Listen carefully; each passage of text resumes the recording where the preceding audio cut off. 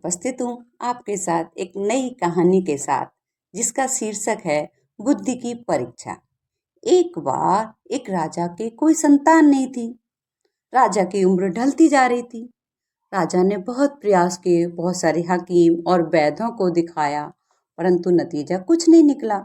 अब राजा की चिंता बढ़ने लगी कि मेरे बाद राजपाट को कौन संभालेगा।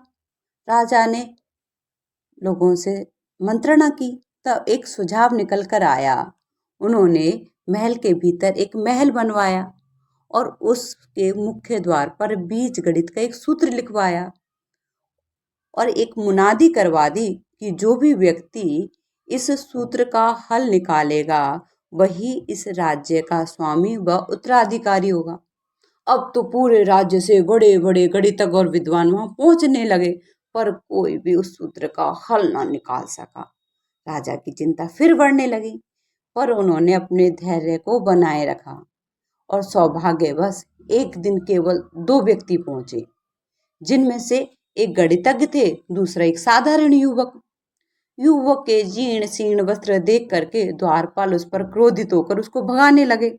जाओ, तुमसे ये हल नहीं निकलेगा, आप कुछ नहीं कर सकते। परंतु उसी समय राजा की दृष्टि उस व्यक्ति पर पड़ी।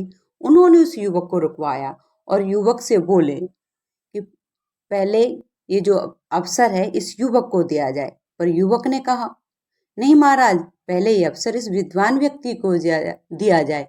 यदि ये ना कर सके तो मैं प्रयास करूंगा। राजा बोले, ठीक है, आप आसन ग्रहण करो।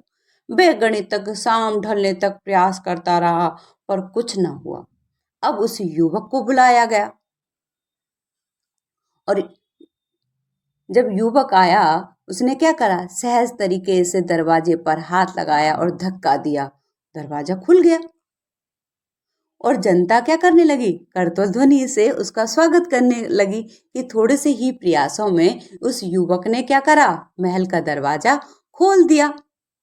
अब राजा ने उस युवक से पूछा कि आपने ये सब कैसे किया। तो राजा ने को जवाब देते हुए उस व्यक्ति ने कहा, कई बार हम सोचते कि समस्या बहुत बड़ी है, पर समस्या होती नहीं है। मैंने इस व्यक्ति को बीज गणित के सूत्र को हल करते हुए देखा, लेकिन वो हल ना कर सका।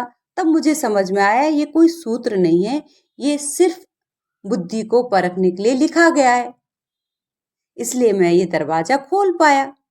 तो कहने का मतलब ये है कि यदि हम जीवन में सरलता से सोचें, पूर्वाग्रहों से बचकर सोचें और सकारात्मक तरीके से सोचें, तो हम समस्याओं का समाधान आसानी से ढूंढ सकते हैं।